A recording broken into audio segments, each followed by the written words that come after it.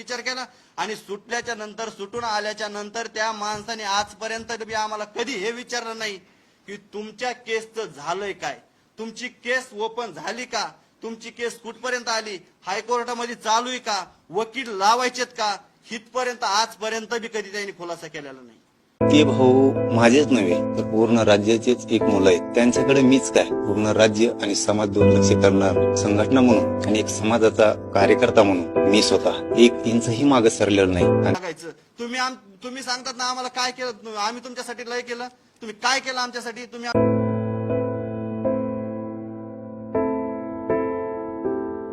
यारवाड्याला यायचे माझे वडील, माझी बायको, मग त्यावेळेस जरांगे पाटलांनी कधी असं का म्हणलं नाही की तुम्हाला 2 रुपये धरा बरं जायला यायला?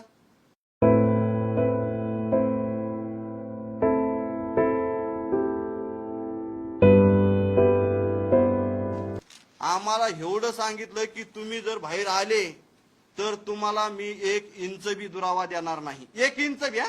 ज्या एसटीत मी बसन त्या एसटीच्या पुढच्या सीटावर तुम्ही 4 जण असतात. ते सीट गेलं, एसटी गेली, स्वतःला प्रसिद्धी मिळाली, अरे हे कुठे 4 हे बी विचारलं नाही.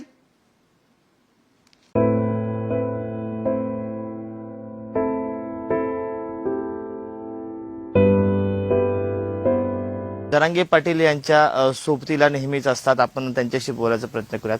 काय तुम्ही प्रवास पाहिला आहे जरांगे पाटलांचा? मी बालपणीपासूनच पाटलांचा मित्र आहे.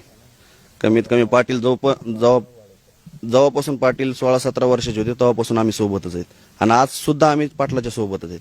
आज पाटलाचा संघर्ष म्हणजे पहिल्यापासून समाजासाठी इतका खडतर संघर्ष आहे की ज्या वेळेस